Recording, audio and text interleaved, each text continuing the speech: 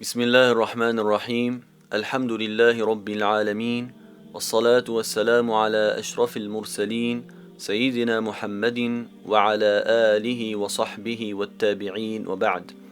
My dear brothers and sisters, insha'Allah ta'ala, today we continue talking about as-sunan, about the sunnah of the Prophet sallallahu alaihi wasallam.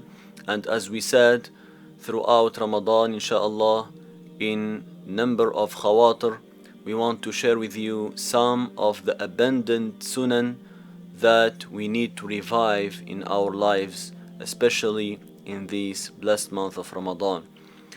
And today, insha'Allah ta'ala, we will talk about the meaning of the sunnah, what is the sunnah, and what is the relationship between a sunnah and Al-Quran.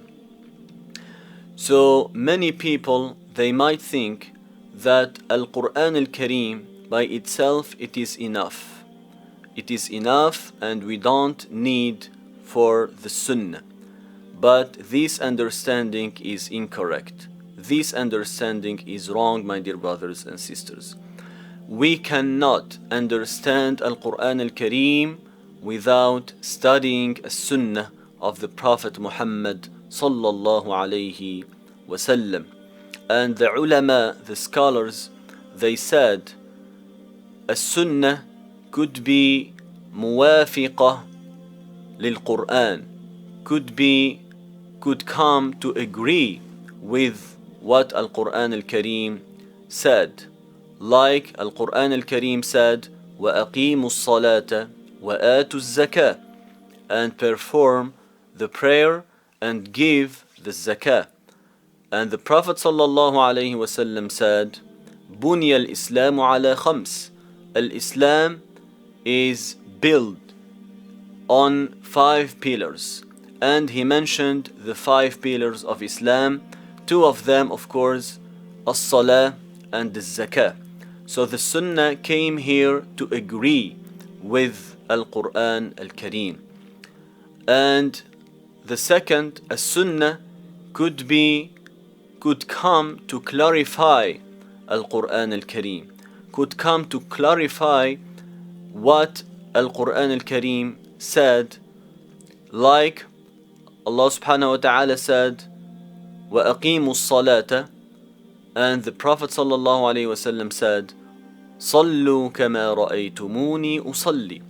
So the Quran did not mention the way how should we perform as-salah. This was mentioned in the sunnah, and the Prophet sallallahu alayhi wasallam said, صَلُّوا كَمَا رَأَيْتُمُونِي أُصَلِّي, pray as you have seen me praying. Also, the sunnah could come to change a ruling that is mentioned in the Quran. قد تأتي ناسخة لحكم من أحكام القرآن. As Allah subhanahu wa ta'ala said in the Quran, الوصية للوالدين والأقربين, the will should be in favor to parents, to the parents. And the Prophet sallallahu alaihi wasallam said in the authentic hadith, لا وصية لوارث, the wasiyah, the will, should not be in favor of a heir, an heir.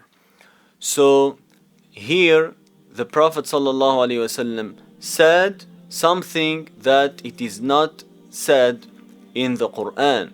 So a sunnah here is changing a ruling that is mentioned in the Quran. And the fourth type of sunnah, the sunnah could come to give us hukum jadid, to give us a new ruling that is not mentioned in the Quran.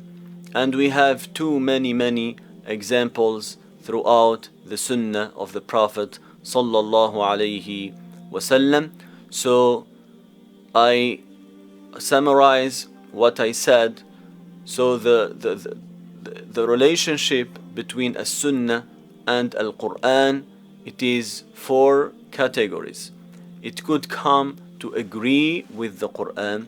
It could come to clarify Al-Quran Al-Kareem, and it could come to change a ruling that is mentioned in the Quran.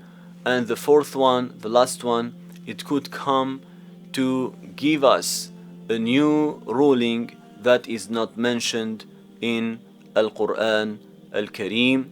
أقول قولي هذا وأستغفر الله لي ولكم من كل ذنب فاستغفروه إنه هو الغفور الرحيم. والسلام عليكم ورحمة الله وبركاته.